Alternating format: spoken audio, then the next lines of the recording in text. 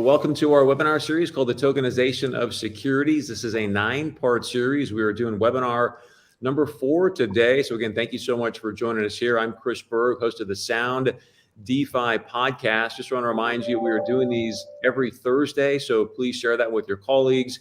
Have them join us. You can see here we've got some outstanding expert guests that are going to be answering your questions towards the end of our webinar conversation.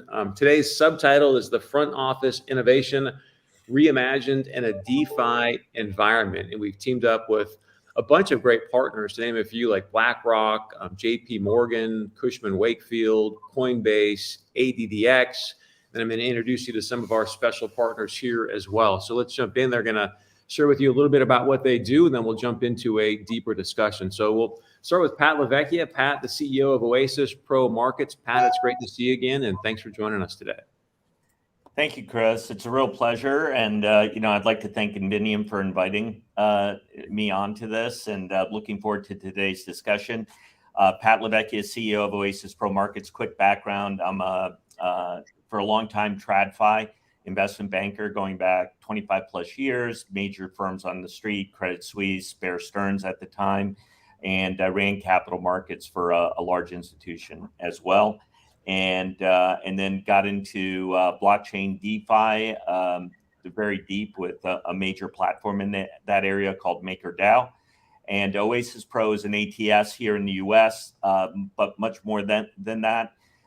We have global ambitions. We're unique from an ATS standpoint because we can transact digital cash, like a stable coin for digital securities, and which is almost immediate settlement opportunities.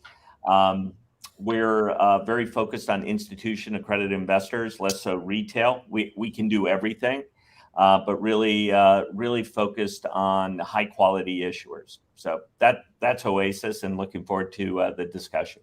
Thank you, Pat. Also, David LeBlanche is with us today. He's the Senior Innovation and Strategy expert for Euronext. David? Thank you, Chris. I'm very happy to be with you today. My name is David. I'm a senior manager for innovation at Euronext. And so, quick word about Euronext. We are one of the leading market infrastructures in Europe. Historically, a stock exchange. We operate stock exchanges in 7 countries in Europe. And with now also a strong presence in post-trade, actually, which is maybe less the topic today, but quite important for tokenization. Myself, I joined the company about 10 years ago, and the innovation team 2.5 years ago. And so I've been working extensively on tokenization topics, and I'm now in charge of most of our initiatives in the space. So very happy to be with you today for this fascinating discussion. Thank you for sharing your time with us. We appreciate it. Daniel Coer, he is the co-founder and chief commercial officer for Tokeny. Daniel, great to see you again, and thank you so much for joining us. Thank you, Grace. It's a pleasure to be here today. So for those who don't know Tokeny has been doing tokenization for 6 years now. That's quite a long time. So we have designed a compliance framework that enables to represent any securities on public blockchain in a compliant way by combining a compliance token, the ERC-3643, which is the sole standard today that has been recognized by the Ethereum community, with an identity smart contract, making this truly a compliant solution. So we have tokenized today more than 28 billion of assets for more than 100 customers. And the future, obviously, is about creating an ecosystem where token will be at the core of any data exchange, building a common data layer to keep data and enable to monetize data across all the ecosystem connected to that data. And one last thing, I know that Pat wanted us to share with us where you're coming in from. So Daniel, where you at today? I'm located in Monaco, but today actually I'm on holiday. I'm in the south of France, in the mountains. And after that call, I will be back on my ski. Sorry for that. Well, thank you then for giving us some time today. Dan Jones, partner at Bain and Company. Dan, great to see you. Welcome. Great to see you, Chris. Thanks for having me on today. So Dan Jones, I'm a partner with Bain. I am based out of Montclair, New Jersey, just outside New York City. I'm a member of our financial services practice and spend most of my time in our wealth and asset management space. So I work with broker dealers, private banks, RIAs, traditional asset managers, alternative asset managers, thinking about things like strategy and growth topics. And obviously tokenization is a big thing on the top of minds for all of my clients these days. We help them with a lot of those types of questions. So excited to be here and participate in the discussion. It's great to have you, Dan. Thank you very much. Also, Rachel Chia, she's the Chief Regulatory Officer and General Counsel for SDAX. Rachel, great to see you, and thanks for being here. Yeah, thanks for having me, Chris. I'm very excited to be here and in such esteemed company. So I am calling from Singapore, probably one of the later participants on this. So SDAX or SDAX is a fully regulated exchange and capital market services platform in Singapore. We're looking to partner with good quality product producers, asset managers to bring their products onto our platform to allow them to be invested and traded on our platform by accredited investors, institutionals, and family offices and EAMs. We also work with partners on the distribution side, and what we seek to do is to have a very partnership-focused model where we work with good quality partners so that we can scale up our breadth of products and also our reach to a variety of customers. Rachel, thank you very much. We talked before the conversation. You said it's late in Singapore, so we appreciate you giving us some time in the evening there. We've also got Sanjay Vatsa. He's the president of Invenium International. Sanjay, great to see you again as well, and welcome. Thank you, Chris. Appreciate it, and thank you for everyone participating. It's our ecosystem that's participating here. Thank you very much. My name is Sanjay Vatsa, and President International, as Chris said. And I think this is a very exciting topic, which we'll get into, because we at Invenium focus on DeFi. We focus on our data operating system, where data is distributed and is lying on the edges at various places. And how do we bring that together to actually transform and almost like eliminate the middle office so that the front office can get all the information and there's no friction caused by middle office in creating those capabilities. So more to come as we speak more. Sanjay, thank you very much. And also the person that put this entire series together. It's been his brainchild, and we really appreciate him bringing outstanding experts and partners together as well to talk about where this industry is headed. Pat O'Meara, the CEO of Invenium. Pat, thank you. The floor is yours.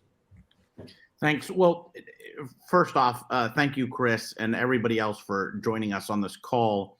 You know, the discussion about tokenization of securities is one that at its core, we are tokenizing a thing which begins its life as a security, right? So we're in a regulated space. We live in a regulated space. That's part of our core identity. And then there's a technology overlay on that as far as tokenization. And that technology overlay really is being done not only to create efficiencies, but as an innovative tool to broaden the reach and broaden the distribution of securities for distribution on a primary basis and trading on a secondary basis. But in addition, having better forms of collateralization and lending, having better forms of access points into the market, but also where people who are seeking access to the capital markets and seeking access to capital have a broader reach themselves. Because many times we are anchored into a single silo. We're anchored into a single silo based on our geography or local content or contacts. But the ability to have a global reach, the ability to have a broad reach, where you can create access points for investors to invest in your projects, into your funds, into your deals, really are limited by the traditional way in which we've done our business. And we want to expand that because technology has expanded the reach of retailers. They've expanded the reach of professional service providers. They've expanded the reach of content to global and instantaneous. And the local regulation has been a barrier to that. And I think technology and innovation is a way that we're going to begin to broaden our boundaries and borders. And so it's really great that we have folks from New York, we have folks from Europe, we have folks from Singapore, And we're excited for all of you to be here. And I think, Rachel, I'm going to start with you. Give us a minute telling us about the origins of SDAX and what was the impetus for creating it, and what's the innovation that's going to allow broadened distribution. And I also think it's important to talk about who your backers are and why they backed you and what the hope is that they're going to receive through an investment in you as you start to perform. Okay, so SDAX actually came out of the foundation of peer-to-peer finance lending. Oh,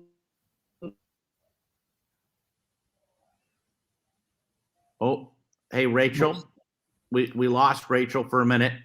Hey, Rachel, we're going to save you to last because you're frozen. It started with Hey, Rachel, you're frozen. Maybe if you could log out and log back in, we're going to do that, and I'm going to come right back to you.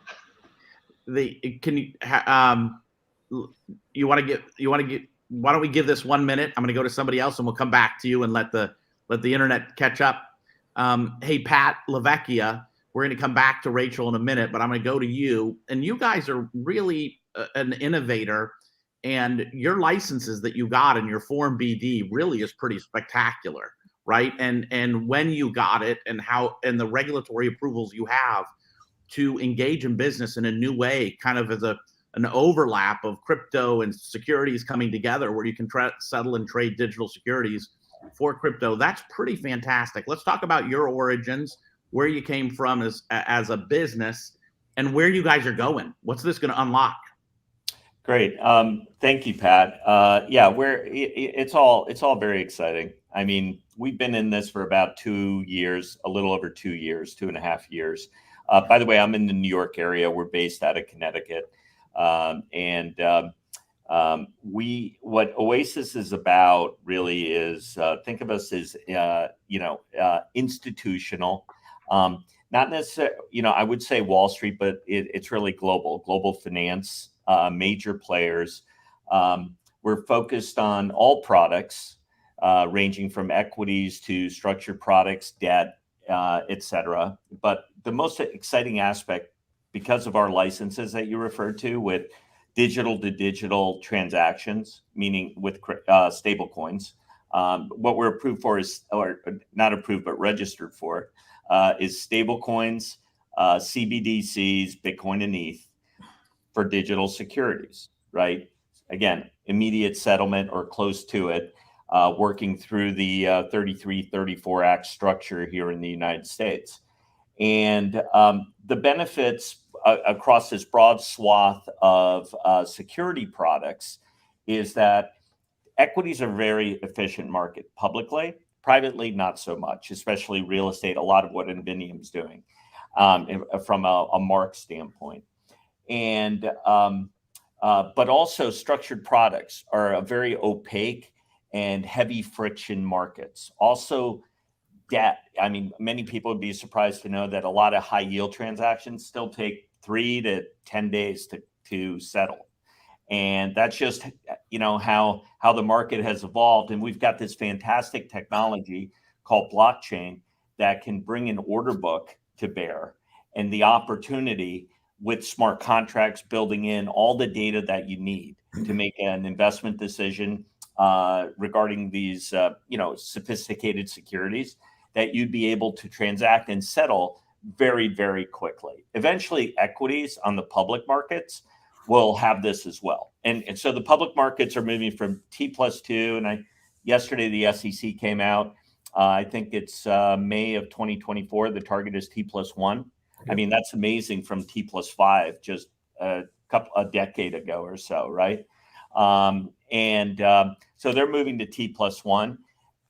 They're going to be moving to blockchain to do that, because the mainframes that they're using now, as you know, and I think everybody here, a lot of the programming language is COBOL. A lot of engineers are retiring who know COBOL. That's not like, at the top of the agenda in that are being taught right now, right? But that's what most of the infrastructure in regard to financial firms is built on. So blockchain is a huge evolution. Unfortunately, it's a big step, right? Because what they've done is they've built upon the technology from the 70s or late 60s, Band-Aids, et cetera. It works, but the blockchain will take it to, you know, a completely different level. So that's a transition everybody on this call and hopefully listeners are working toward. That once that transition happens, it's like a rocket ship in regards to what'll occur, and we'll all be looking back and say, why couldn't we have done this sooner? But that's in a nutshell what we're up to. Thanks. And as we see that innovation coming, Rachel, so great to have you back. Welcome back. And sorry about that. Hey, no problem at all. We're gonna come right back to you, but I wanted to go to Daniel next. And Daniel, talk to us a little bit as we talk about the various different elements. You know, building off of what Pat said, what type of innovation and efficiency and distribution and gains are we going to see coming out of these technology advances that Pat talked about, right? Where do you see the tokenization of these assets bringing about new forms of distribution, new forms of lending, new forms of trading in traditionally illiquid, but also liquid markets that are going to have new avenues to reach investors? What does that look like, and what is the role Tokeny is going to play in that? Sure, thank you, Pat. So if you look at how the market has been building for the last couple of years, we started with you know, the hype of ICOs, you know, the attempt of STOs, and now I think everybody realized that what it truly is, it is an infrastructure play. So here, what we're going to do is we are going to migrate. Well, it's not really migrate because, you know, in essence, financial instruments are already dematerialized. They're just dematerialized on vertical silos called mainframe or whatever, even Excel, right? And those silos, you know, are not meant to communicate with each other. That's why you have third-party companies that are there to manage counterparty risk, to facilitate reconciliation, et cetera, et cetera. Now, what we're talking is to have the data represented on this single and common data layer. So instead of having the assets moving from one silo to the other, the asset is going to be represented there. And what's going to move is all the investors, all the services around that. So, and to quote you, Pat, I remember 4 years ago you said that. So we are going to make the data richer and more performing, because in what you're going to have is a lot of innovation coming from multiple sources. You know, we have different numbers, but we hear that there are more than 20,000 people developing decentralized application to enrich this data and make it more performing. So see it a little bit like an app store, right? The app store appeared in 1988. At that time, there were 500 applications on the app stores. Today, we have 2 million applications. So all those apps will be available in the market, and you will have gatekeepers being transfer agent, custodian. Those guys will have a role because they are regulated. They carry a license, and their responsibility will be the one allowing access to the data for the customers. It can be, you know, like what Inveniam does, providing valuation as a service. It can be DeFi protocol. It can be secondary market. So, and all those apps will provide new services to the investors and to the asset managers or the GP or the issuer in more general terms. So this is going to be a very different type of environment than what we have today. In order to achieve that, you need to build on a standard. You know, and there are many examples in different industries where the development or the adoption was blocked because of the lack of a standard. I can give you an example, as you are based in the US, in the telecom industry. You know, in the old good old days, you had those CDMA, TDMA phone. It was just flip-flop phones, right? Where there was no SIM cards inside. So when you were changing phone, you were changing numbers, right? And then the GSMA standard was adopted. Now you start to see within network interworking. So you could send SMS between each other and data, etc. And then obviously you can start roaming as well and travel abroad. And this is where we saw market adoption and critical mass. We see exactly the same thing in tokenization. We need a standard, right? Without a standard, you will continue building on silo. And what Tokeny has been building is a standard, the sole compliance standard that exists today in the industry, the ERC 3643, to enable indeed to start building on the common standard that will lead to achieving critical mass. Thank you. And as I'm going to do a follow-up question real quick.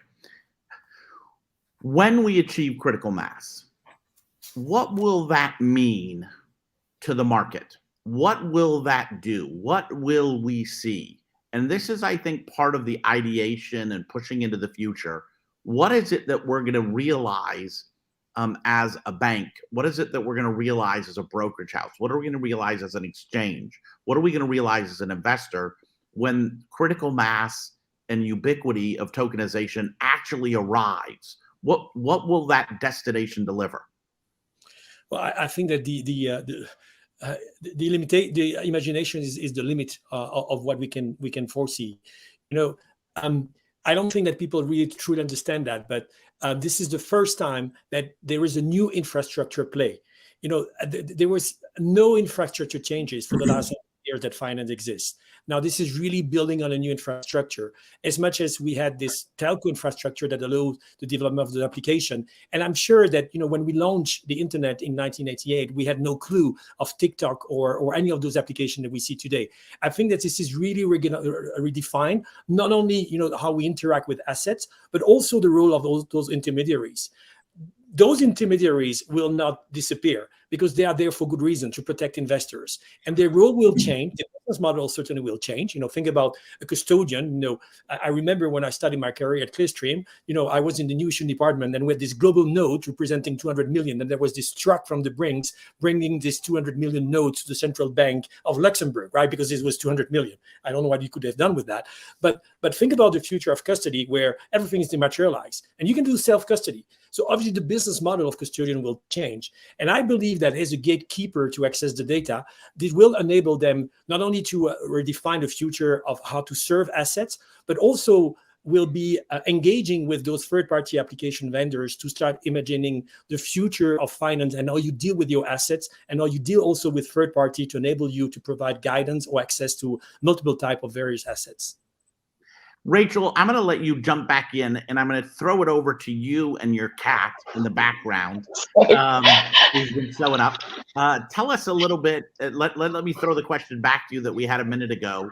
With a little bit about SDAX, but not only that, your investors and what were they seeking as they invested in you to create SDAX? Yeah, sure. Thanks for that. So our backers are quite strong, and that's something that I'm very proud of, that we have strong backers. So our backers include ESR, which is the world's third or now fourth largest real assets manager in the world. It also includes indirectly Temasek through the Port Singapore Authority. The Port Singapore Authority is one of our major shareholders. We have Straits Trading Corporation, which is one of Singapore's oldest conglomerates in Singapore. And we have RHT, which is a law firm group, but also a group of companies with capital market services as well. So, it actually started off with the brainchild of John Lim, who is one of the founders of ARA, which then got bought by ESR. So that was actually our journey. And because of our relationship with ESR and STC, we have very strong real estate backing behind us. The beginning of this thesis was for these real estate players to explore whether there could be a better match between access to capital and access to investments, both from the investor side and the kind of capital raising side. So if you take a building, it all comes down to using tokenization as the enabler for fractionalizing to be able to reach this total addressable market of wealth, which is, I think, something like 345 trillion in the world. We're talking about, even if we just limit ourselves to the accredited investor market, which we are in Singapore, that's a huge market. People always think of accredited investors as like private wealth segment, but that's a really, really small segment of the addressable wealth. What we're looking at is eventually being able to tap into the what I guess we're terming the mass affluent. We're not looking at the retail for now because the market's not that mature, but we are looking at the mass affluent and the prestige market, which are the slightly more sophisticated market, but are not banked by private wealth. They're not banked by private banks.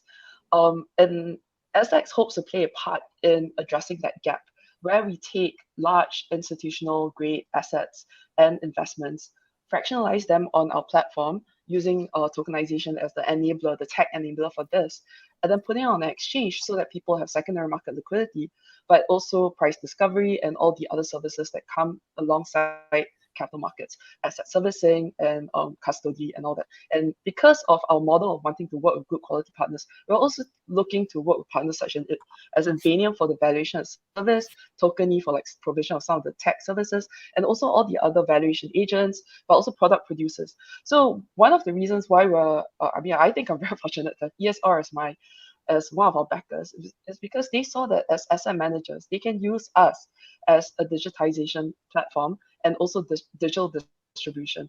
We are at the same time speaking to a lot of the large asset managers, which have already dipped their toes into digital distribution, such as Hamilton Lane Partners Group.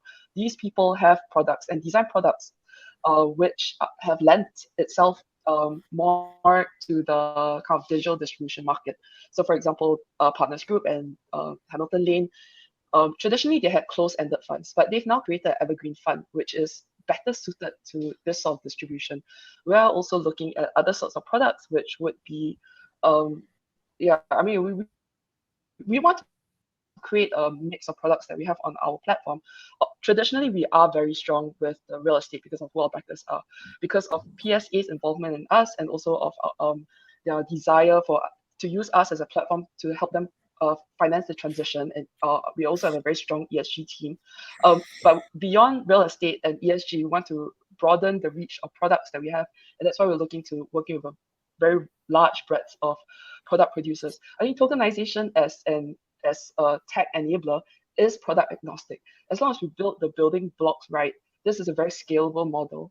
And as long as we build the building blocks, not just for asset servicing, but also for like valuation and information, all these lend to different asset classes. Of course, we want to do the sexy stuff, right? Like cars, art, wine, all that stuff that creates a lot of PR buzz. But it's the whole range of products that we want to put on. That's fantastic. And I think what we heard here is, Pat talking a little bit about the technology steps forward. And as Daniel said, it really is new infrastructure that standards are going to allow mass adoption. But I think you used the word scalability as far as the ability to fractionalize, but also not only scalability, where some of your users, because of you as a new tool, they can roll out new products because their own distribution, their product is designed around how they currently distribute it. But now they can go forward into the market with these evergreen products using partners like you. So we're seeing product evolution that it is more apt to the asset than just apt to the mechanism of distribution, that we really are using this. So Rachel, thanks so much for doing that. And David, I think I'm going to go to you. Euronext, you have a large position in Europe. You are the major European player for exchanges, and you are we've been talking to you for a couple of years now, and you're the lead on tokenization. You're engaged with Tokeny. You're a shareholder in Tokeny. Talk to us about not only your interest in tokenization of securities, but what does the future of Euronext look like with tokenization, and why have you guys gone into this? Yeah, thank you. So I think it's really interesting because there are a few different things. So as Daniel was saying, for example, it's really a market infrastructure change, which indeed it's the first time this happens, at least since we went digital. So obviously for a player like Euronext, it's very important because we have to imagine what we are going to be tomorrow. And really, it's sort of or at least I see it as a two-step approach. So we've talked a little bit about how we can bring new assets, how new services are enabling, a lot of new use cases are enabling when we're talking about, for example, secondary market liquidity on a lot of products. That I would say is number one. I think it's a very tangible use case right now. It's really scaling up a lot. I think Inveniam, Pat and Daniel, you're not going to contradict me on this. For sure, you guys are driving it, and it's really so. For a marketplace such as Euronext, it's very interesting because it's allowing us to basically do our job, but on more, right? So today, we're maybe known for traditional listed equities, for bonds to some extent, for ETFs, for the classic products. But we can really think that with liquidity being able to be a reality on new assets, we can really onboard them and we can service our ecosystem, telling them, okay, now it's possible to have liquidity on private funds, on real estate, whatever the case may be. And Euronext, being sort of a neutral market infrastructure, is a natural place to connect people and so to bring that liquidity. So that's really the number one thing and what is happening right now. And then I think, Daniel, also you said that we sort of have to think of what is going to happen in the future. Probably we don't actually know yet because we haven't figured out everything that the technology is going to bring. And this is where, again, for our market infrastructures, we need to be in those discussions. We need to be testing. We need to be participating because it's extremely transforming, and we want to be able to provide those new services. It's also a protective play in a way because we don't want to lose out and be the market infrastructure of yesterday once this all becomes more real. So of course that's true as well. But really important to stay connected and to try to be really cutting edge and making sure we don't miss out on what is happening. And finally, I think it will impact the traditional asset classes as well. I think Pat Levecchia, you mentioned listed equities a little bit, and of course, listed equities are seen today as a quite efficient market. So they are not maybe the first thing you want to test when it comes to tokenization. But I think what we're going to see is that the benefits we see on new asset classes are going to then transition to the existing asset classes. And what we think as efficient today is probably not going to be seen as that efficient. And we're going to make changes to go, whether it's shorter settlement cycles, whether it's much broader access, or whether it's things we haven't even figured out yet. And I think that, David, to your point, both Rachel and Pat are new versions of a business that you've been in for hundreds of years, literally. And one of the things that we see with ChatGPT is they hit 100 million users in under 60 days, right? And the ability of technology to scale quickly. Coinbase, from 8 years from their beginning, but really 4 years from the launch of their open platform in its state today, they hit 100 million users in 4 years, right? With 100 million individual accounts or individual clients, with a larger number of accounts. Because I don't know if you guys, but I have 3 different accounts on Coinbase. But they hit 100 million individual clients. And you look at that and you say, wow, they did that in 8 years from the founding of the company. And that's double the number that JP Morgan has, right? That's a mind-numbing stat. Do you know what I mean? And you realize that we can achieve scale and speed fast. And what you're seeing also is this younger generation that's getting into crypto. They've been in crypto. They're used to instantaneous. They're used to in and out. They're used to doing that. And how do we bring them into the capital markets as a store of value and an investor into assets, into markets, into companies, into funds, whether it's alts, whether it's traditional, whether it's real assets? We're going to see this technology open the door to this broad new universe. And Dan, I think that's part of your entire business, right? Talking to the traditional banks about, hey, listen, how are you gonna do this? And I love to tell the story. I was talking to at one of my son's universities. I help out with the board there, and I was talking to roughly 60 members of the sports teams, and I said, how many? And the board was having a discussion about crypto, and I said, how many of you own crypto? 2/3 of them raised their hand. I said, how many of you own stocks or bonds? 6 of them raised their hands, right? And I said, now of the 6 of you, how many of you bought it after you had crypto and you just bought stocks and bonds from your Robinhood account?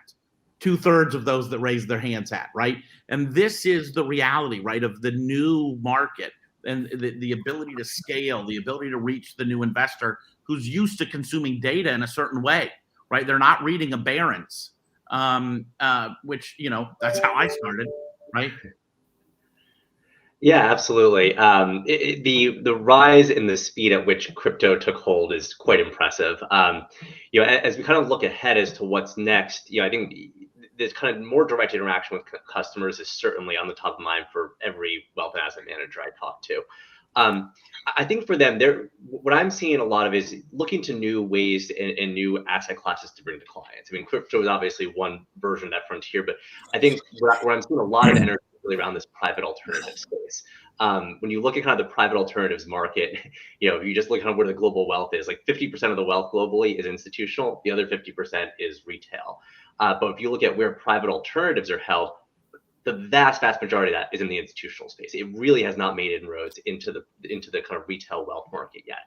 And it's not for lack of demand. It's well known private alternatives have outperformed the public markets in most asset classes in recent years.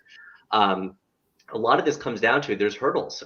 There's regulatory hurdles, there's education hurdles, but in particular, there's also hurdles around kind of cost, accessibility, and liquidity. You talk to financial advisors, even if they can get their clients into private alternatives, sometimes they're hesitant to make that recommendation because they don't want to tie up their clients' money for a period of time. They don't know if they can get out of it easily. And these are the areas where tokenization actually shows some potential, right? If you can, by fractionalizing these asset classes, reducing the cost structure, make it more accessible so the entry point isn't, $100,000 minimum ticket, it's $10,000. All of a sudden, you've opened the pool of investors who will feel comfortable investing in these asset classes. And then on top of that, if you can use tokenization to provide greater liquidity, all of a sudden people are going to be more likely to put their money into this space, and you'll have a more proliferation of these types of assets. And so when you're a wealth manager, you're looking at this and you're saying, look, I need to keep up because my competitors are going to start offering this. I need to have a holistic set of services to my clients, but also to rethink portfolio allocation. In a world where you can invest in a wide range of private alternatives, is the 60-40 portfolio going to survive, or do you need to have a much more dynamic approach to how you think about advising your clients on portfolios? And so I think it's important to remember that, while Robinhood obviously took off, had a lot of momentum behind it, the bulk of the assets still sit in the advised channels. And so cracking the code for wealth managers to figure out how to enable tokenization with their products and advise clients on how to invest in tokenized assets, that's really the next frontier here. I think that's really important. The ability to have a product that can sell through channels, right, as well as sell direct. Those are, those things matter. And when I still remember when I worked and no load funds were coming out, right, and they were being rolled out, and people thought that was insane, right? And Vanguard, when it first started, and people were like, listen, there's no way for the advisor to get paid. They're never going to have any critical mass. That didn't turn out so well. Do you know what I mean? And so you look at this and you say that we're going to have to not only sell through various channels, but those channels are going to have to acknowledge new channels are going to be created via technology. There's no question about that. And that's a global market. That's a global reality as alts, become tokenized and become listed and they become traded. And Sanjay, that's really what you're doing, right? As leading for Invenium, the international, where you're in Singapore, you're in the Middle East, you're in India, you're in, where you're working with these folks who want to have global reach into the capital markets to the various investors. They want to be able to allocate globally. Talk to us a little bit about how front office is going to change in this global environment and what tokenization is doing there. Absolutely right. Thank you, Patrick. And I think this is an interesting, very good discussion. So what I'll do is I'll just summarize and I'll sprinkle some of my comments and observation on it. So I think, Pat, you talked about 70 to 10 days to settle, right? Because there are 39 manual steps that are required to settle a transaction, right? You can't do it in an atomic settlement. So what's going to happen is, on the front office side, there's going to be instant gratification. And, you go back to the ATM day. When ATM came out, there was instant gratification. I didn't have to stand in a teller line. I could get my money out, right? Instant gratification means that if I have a token and I'm trading it, instantly it'll be in my wallet. I'll have all information around that asset. And settlement will happen that after 10 minutes, I can resell it back, the token away. So I think that instant gratification will reduce the 7 to 10 days to think. It cannot happen without blockchain and DeFi because the current infrastructure that exists, and with all due respects to David, to yourself in Euronext, I was very involved with T2S and everything else. And we went to T+3 settlement from T+5 because we could not do T+1 because of the risk and because it took 3 days to settle, cash settlement in 2 days, right? So this aspect of using DeFi and blockchain to basically eliminate the aspect of the definition of front office, middle office, and back office.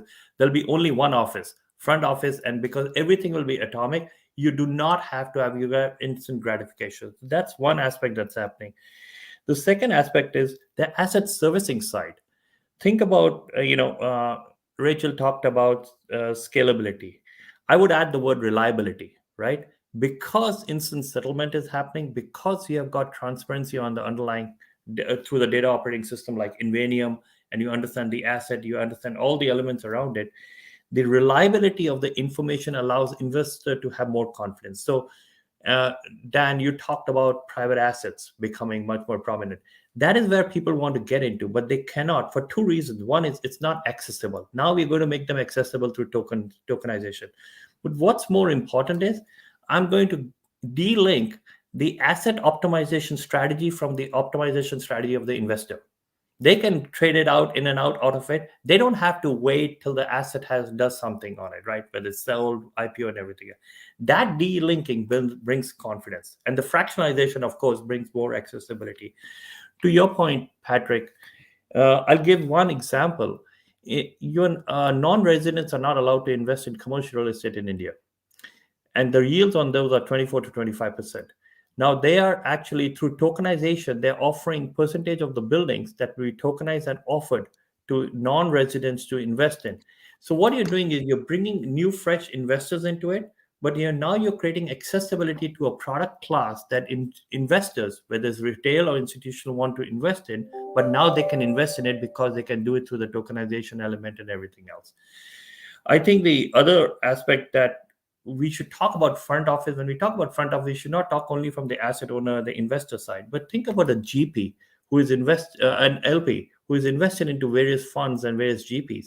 They want an instant gratification to understand what's the portfolio holding, what does it look like, right?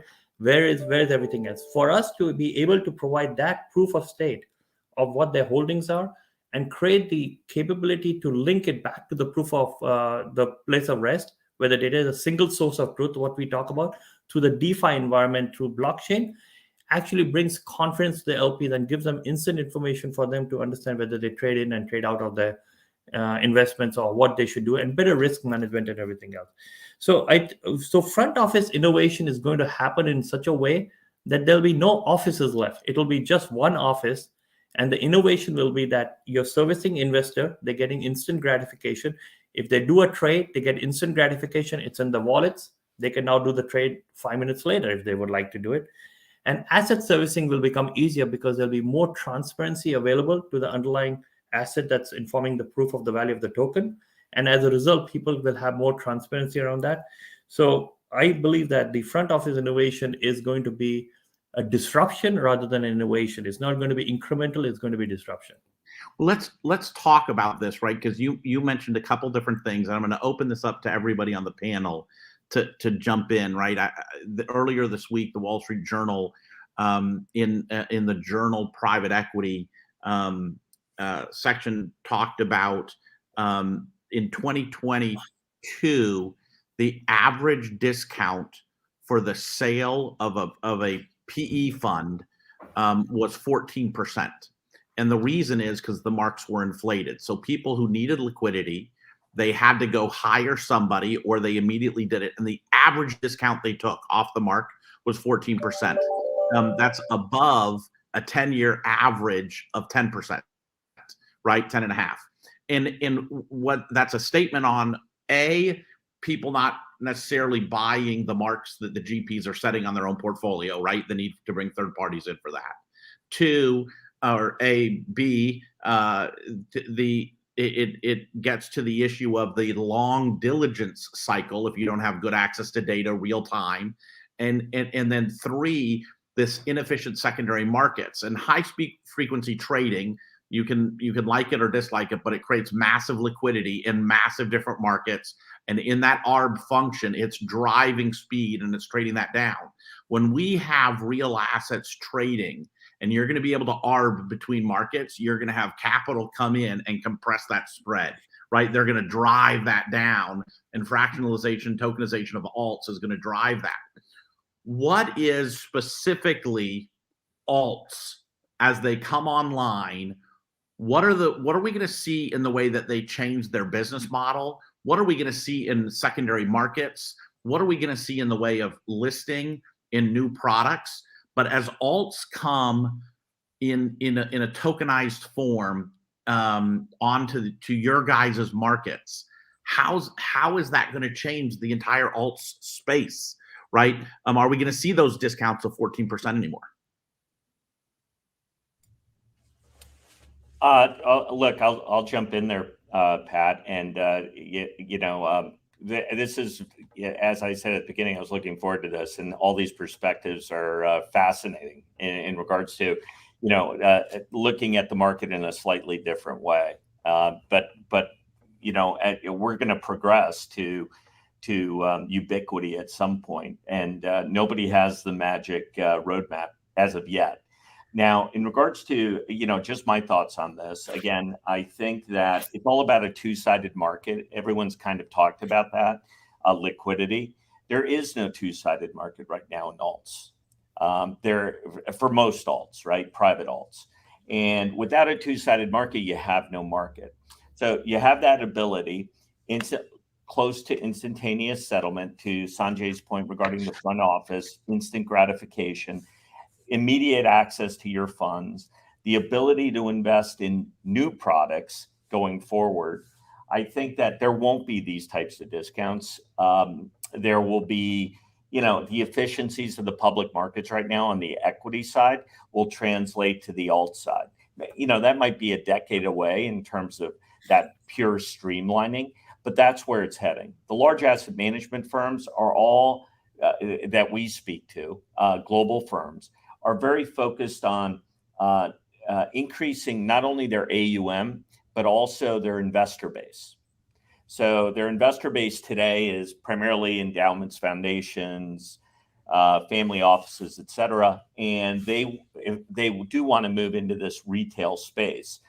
There's been that opportunity through large investment banks like Merrill Lynch. Merrill Lynch has been offering their high net worth clients for decades now the ability to invest in some high level asset management firms that typically only institutions can invest in. But again, there's no trading market there. So by having the ability to trade, let's say I'm in a fund, I'm in XYZ fund, and they have 20 funds outstanding. For whatever reason, I want to move from energy into real estate. Now, Dan may have an interest, the opposite interest, right? Right now, we can't liquidate our positions, and I can't move into the area that I'm most interested in. Once that occurs with alts, the ability, AUM should skyrocket even beyond where they are today. There'll be more opportunities thinking out of the box for products. So that's the way I think about it. I want to ask a follow-up question on that, but before I do that follow-up question, does anybody else want to weigh in on this, talking about alts coming on the platform into these markets? Just a brief one, Pat. To Pat Levakia's point, that you talked about DLOM discount because of lack of marketability being 14% reported by Wall Street. In a public market, when there's research coverage done on a public security, they actually see a 79% of increase in their price in the stock market because there's more transparency, more information about that stock available to the investor. We believe that the DLOM, the discount because of lack of marketability, will eradicate significantly, part of it because of risk and other factors, will significantly eradicate because if we can give transparency and trust on the underlying data informing the proof of value of that asset, that in itself will close the gap. Whether it will close it by 7%, 9%, 10%, do not know, but it will do that. Sorry. Yeah, if I may comment as well, Pat, I think that we have a tendency to compare, markets without understanding key differences. The thing that is the most important when you trade on public market is that you have the obligation to publish your books. You have quarterly earnings reports. So the data is available to rating agencies, to market makers, to understand exactly what is the value of your assets, right? So the first thing that we need, for private assets is to make the data available and to have the ability to price these assets, because without pricing, on what value will you trade? I mean, we talk about discount, but what's the fair value already, the one that was, published in the market? So the ability to have a common data layer and have access to fair data, proof data, like what Inveniam does, is the starting place, is the starting of some form of liquidity. It's the starting phase, because obviously, once you have the data, then you also need to have, buyers. In private market, make the analogy, before eBay, where did you go when you wanted to sell your chair, right? It's the same thing here. You need to have a place where you can publish your intention to sell. Otherwise, if you don't create the discoverability, this is why you have an illiquidity cost. So first, you need to have a good pricing of your assets. Then you have to create discoverability, and eventually you will have market makers. But I think that will take a lot of time to have market makers. But once you have indeed fair pricing of your asset and discoverability, you have the key components to start having also other form of liquidity, such as collateral. Think about the trillions of assets that are locked, in the books of transfer agent. First, operationally speaking, it's impossible, to pledge these assets. From the simply an operational perspective, there are, those transfer agent or custodian are not meant to be able to freeze those assets and pledge that. And lenders, okay, they will only lend based on the value. So you need a fair value. And then, of course, if you are in default and they end up with that asset, where do they go to liquidate that asset? So you need indeed a place where you create discoverability. But if you look at the trillions of assets that are locked, because indeed of operational roadblockers, or because of the lack of data available to price the assets, and we can already start to unlock that will be a major influx of money in the system. I feel like I want to raise my hands and scream amen, right? Like Daniel, that's exactly right. And we could not agree with you more. And I'm going to throw this maybe to David real quick, because in there we need good data, but also we need standards, right? And Daniel, I know this is something you were talking about, but for the markets to actually take off and trading to take off, people need to be able to compare one thing to another to understand the difference between the apple and the orange, and if possible, just be trading oranges to oranges, right, or apples to apples. And I think that standards is a big part of understanding how people are going to be publishing, getting third-party marks, so people can have oracles, they can see access to this data. But from Euronext standpoint, as alts come in, where does the standards come out? How big of a deal are standards? And what are going to be the big movers for alts coming on? Yeah, I think you're right. They're a really big deal because, as you said it very well, there would probably be a lot of new investors that would be interested in these alts, and because they haven't had access before, they will need to know what they're going to buy, and so they indeed need to have the ability to have those standards and to understand what they're doing. And maybe a really good example on this, it's something, if we look a couple of years back, something that already happened on the more transparent, today at least, equity markets. There was a big shift, if I look at it from Europe, on the investment availabilities for Europeans, where people started, I think, massively buying shares that are US-based companies. Just because, okay, it was a listed market, so quite easy to have the information. As Daniel was saying, these companies still publish, but there were platforms that were created, and mainly it's apps on your phones. We talked about Robinhood, it could be Revolut, more in Europe, that made this data available, and where in the same place you could look at what you've been looking before, which are your European stocks that you can invest in, and you on next to them you have the American ones that are available in the same way, in the same platform, with the same info, and that are very attractive, because it's maybe unfortunate for me being French, but I think when younger generations that might have started with cryptos, as you were saying, Pat, earlier, turn to equities and then to other assets, they're probably more likely to be willing to buy Tesla than the French car manufacturer, because it's more innovative. And so that was enabled by putting everything on the same platform, sending the same type of orders, having the same way, checking your price in the same way, probably buying them even fractionalized, because then you can say, I want to invest $100 in Tesla. I don't want to buy one share. I don't even need to know what one share actually is, which legally wise is weird, but operationally wise for somebody investing is really interesting. And so I think for the alts, it will be really the same. Once we have the information available, there will be a bit of work, and it will be for market infrastructure such as Euronext to bring that data in a comprehensive way to investors so that they can indeed compare apples to apples. And then it will be a really strong enabler for them to be, because those guys, I'm sure, are going to be extremely interested in going into the alts. I mean, there are very interesting companies, there are very interesting assets that are not available to them today. They know they're not available. And so once the doors open there, yeah, they'll be joining for sure. Rachel, give us your feedback on this. Yeah, I just wanted to comment on this, like, information asymmetry. I think whilst we are all building toward a marketplace where for alts and for private markets, there will be more information, with all these like services that, Inveniam and Tokeny are building, and also other providers, like, we're trying to create the infrastructure for this information. But it's still the behavior of the issuers and the information providers that we still need to direct.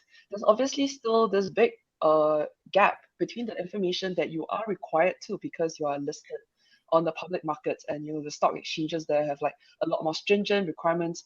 Prospectus directives have stringent requirements because you made a public offering, where a lot of us are still operating in the institutional or the AI space, where we do benefit from the fact that we do not have full prospectus directive requirements or full I was going to say SDAX, but like full stock exchange listing requirements. I mean, I guess platforms like ours and probably Oasis and like exchanges in this digital space are mimicking a little bit what the stock exchanges are doing, but we're not going all the way to the full requirements, of full weight of what these stock exchanges are required, because we want it to be faster to market, and still drawing that line, still drawing that balance for investor protection. And I guess maybe as these larger exchanges, even though they're more regulatory heavy, start to look at the kind of information requirements that we're streamlining too, there might be a merger of that, right? There might be, I think someone used the phrase that there's going to be ubiquitousness between these markets, so that it becomes more streamlined, and then it's easier to compare apples to apples and oranges to oranges. But there will still be this, because regulatory arbitrage, or whatever you call it, there will still be this difference. Yeah, we have 3 minutes left, and I want to say two things. Number one, Jason, we see your question, and I'm going to ask Pat Lavecchia if he'll respond to that in a LinkedIn post. That maybe I'll write with him about heavily papered transactions like exempt offerings, right? So we'll respond to you in writing on LinkedIn, and Pat and I we'll do that together, or Pat can just take it by himself. But Dan, I want to give you the last word here. Let's talk about, as your clients specifically are looking at front office evolution, revolution, dislocation in this new technology. Who are the winners going to be? Who are the losers going to be? Right, and not by name but by type. Yeah. I want to understand who you think the winners are going to be by type. Who are the losers going to be by type? And how can the people who are watching this participate in this new movement? Yeah, it's a great question, Pat. I mean, I think at the end of the day, the people who win in this market historically, and I think going forward, are going to be the ones who own the client relationship. Now, what that means, though, is going to evolve over time. Owning the client relationship means I can provide the best advice and product offerings to my clients in a holistic way. Historically, that was, old school, advisors who were pitching stocks. It's evolved. It's now about advice. It's now about breadth of offerings. It's now about the digital interaction model. And I think that's going to be even more important going forward. The people who win in this space are those who can actually provide the most innovative offerings to their clients, which may involve private alternatives, as we spent a lot of time talking about today, but also do that in a way that can help put that in the broader context of the client's financial needs. And so from a wealth management perspective, I think that's going to be the biggest driver. And then from the asset management side of things, it's going to be able to provide access to the most differentiated products that truly generate outsized returns. And as we get more of this infrastructure in the market, they'll be able to take those unique investment opportunities and make them more broadly accessible to the general public. So I think that kind of focus on the end customer is really going to be what drives success at the end of the day. And I think digital interaction, controlling digital interaction, and doing that in a way that the customers are used to, they want to see, and this is going to change how we think of store of value and the on-ramps and off-ramps to fiat to crypto, right? This interaction, if the alts and private markets get it right, it will explode access to capital, right? And it's going to explode new winners and losers. Hey, I want to thank everybody. Thank you so much for joining us, all of you from around the globe. Rachel, thank you for being with us. I just want to thank everybody, David, Daniel, Pat, Dan, Sanjay, and Chris, as always, thank you for hosting us, brother. Thank you, everybody. Pat, can I ask one quick question? Yes. Whoever wants to answer this, but several times you used the word ubiquitous. Daniel, you talked about self-custody. Like, what's the, you guys eat, sleep, and breathe this every day. What's the timeline? And when does this become ubiquitous and I can easily have self-custody? Well, self-custody, you can do that today. The problem is not technology, is people behavior. And of course, people behavior can change very quickly. Institutional behavior will change at a different pace. I always have to say as a joke, the most important person in the company is not the CEO, is the compliance officer. If he says no, there will never be a CEO against, going against his compliance officer. So I think that once the technology will become, comfortable enough for compliance officer to give the green light, then we will see a major wave of adoption. And I think we're not too far away from that. Thank you. Yeah, because I've got a razor, but it's not easy to use, right? So it's just, that's what I meant. Like, when does it become really simple? And well, think about it. In the beginning, it was not easy either to use emails. Not that long ago, you still had to configure your email with your protocol or your mobile phone. You remember you had to add this GRX point that enabled you to do data roaming. We don't think about it anymore, right? So look at the pace of development of this technology. Look more importantly how fast regulators have been bringing changes to the current laws in order to be open to this new technology, because they know that it will be a global competitive market. So if they don't address that, then someone else will. And that is a good indication of how fast now the market will move. I want to use, Daniel, I'm going to use the QR code. It took 16 years for the QR code to take off. The QR code it worked 16 years ago, but everybody's now finally doing it on their business card, right? And and the reality is it's going to take a minute for us to get there, but we're going to see that evolution in little bits. But you will see people trading value. There you go. It's on his business card. You're going to see people trading value, going on ramp, off ramp to crypto, to fiat, real time, when they buy an ice cream cone. That might take a minute, but we're building that technology today. Pat, I really want to say thank you for bringing all these outstanding experts together. To all of you, thanks so much for a great conversation. Someone who doesn't eat, sleep, and breathe this every day like you do, I just want to share with you, it was outstanding to sit here and take it all in and see where the future's headed in finance. So thank you again. Please share this with your colleagues. I want to remind you, we'll be back here again next Thursday. So thanks for joining us. Have a great day. Great. Thank you. Thank you. Bye-bye.